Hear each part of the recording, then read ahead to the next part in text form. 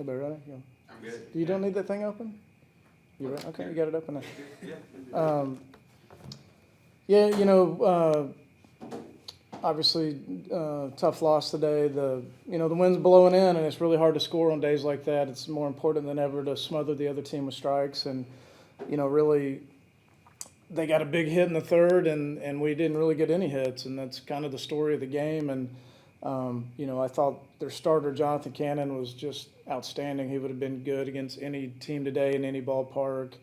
Up to 96, fastball to both sides. 3 good secondary pitches. So he dominated. We were just overmatched for 5 innings. And as soon as they went to the pen, we started. We had some people on base, and we couldn't get a big hit. And they got a big hit in the third. So I thought McNary gave us a good start. Every day you come to the ballpark, you take 6 innings of 3 runs, and Jake Leger pitched well at the pen. I thought Luke Holman, back-to-back times, he's looked really good, taking a step forward. So he's somebody that we're really excited about. And, with where we are on the mound right now, he's going to get a lot more opportunity these next 4 weeks. So, you hate saying this in week 6, but, I told the kids, and I'm not going to dodge it, like tomorrow's the biggest game they've ever played in. You start chasing wins at this point in league play with the schedule that we have left, that's a formula for disaster. So we got Dylan Ray fresh tomorrow. Grayson, it's a pretty left-handed heavy lineup Georgia has. They've used, some of their good relievers that may be available tomorrow, but, Grayson's going to give us a great start, and we got to get some offense tomorrow. Coach, what do you say about Dominic Tomez's progression so far throughout this season, both offensively and behind the plate?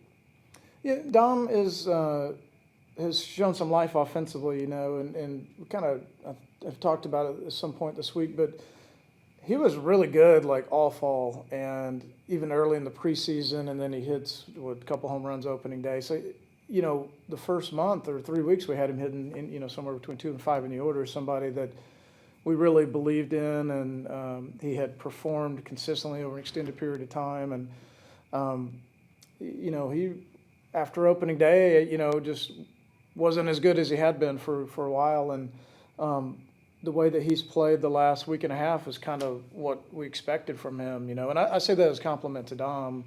No matter how old you are, how much success you've had coming into this league for the first time, it's a real challenge. And, he was scuffling for a while. I think up until a week and a half ago after opening day, he had like 3 or 4 extra base hits over, 30-ish game stretch. So, he's barreled more balls recently, and I think Dom's a really good player, and he's making some good progress, and, we need some other guys to come along with him.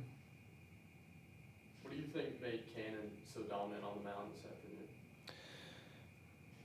Well, that dude smothered us with strikes with 4 pitches with high-end stuff, and usually, there's kind of a sliding scale typically of a lot of times the guys with a better pitch ability don't have as much stuff, meaning velocity or the swing and miss secondary stuff.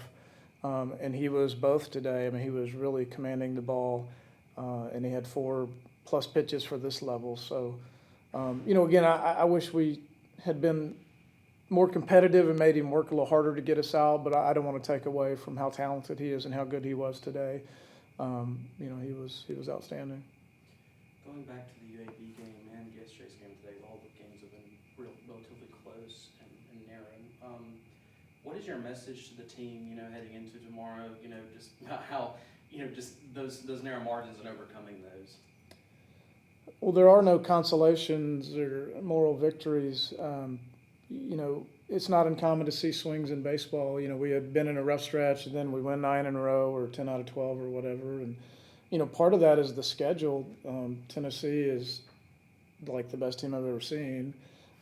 Georgia is one of the best teams in the country with Cannon pitching, and they're still very good anyway. But we just got to play a little better. And I just reminded the kids, we're still the same team that swept 3 at Ole Miss, that won 9 in a row. But we've got to play a little better. Somebody's got to get a big hit. We're pitching well on the most part. We're a little challenged offensively in league play, and we got to do a little better offensively. We've got to pitch a little better, and we've got to defend a little better. Your margin for error in this league is very, very slim, and you can't you don't want the kids depressed, but you can't play your B-plus game, unless the other team makes mistakes. You get the back half of league play and everybody plays clean, because everybody's played 40 games. And, Georgia hasn't given us anything in 2 days. It's to their credit. And they've made some plays and some pitches, and we haven't gotten that big hit. And that's kind of been the difference. That's how you lose 2 close games to a really good team. That's how that happens. Coach, how important is it to come back home after playing back-to-back weeks in tough SEC environments and still have the constant fan support y'all have had throughout the season? Yeah, those kids on right field have been amazing, and I'd like to go out there and watch a couple games with them.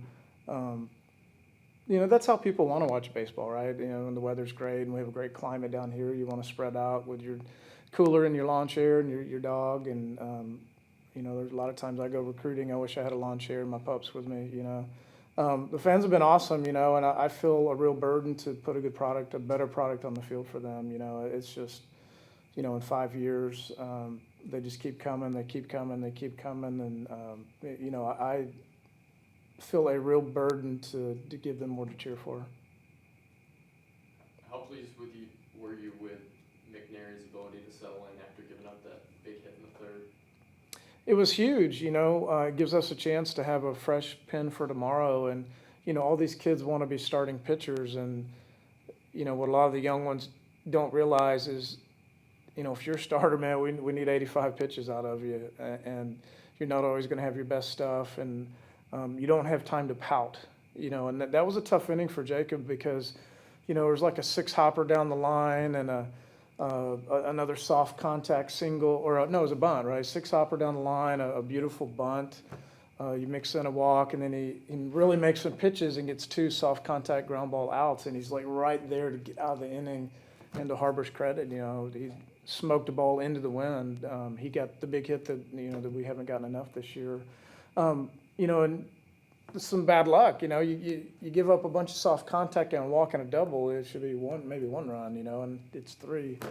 And Jacob's very mature, and he knows he doesn't have time to pout. That his job is to go back out there and put up zeros and give us a chance. And if we have to go to the bullpen right then, or he has to pitch through some more traffic, it gives up another run or 2.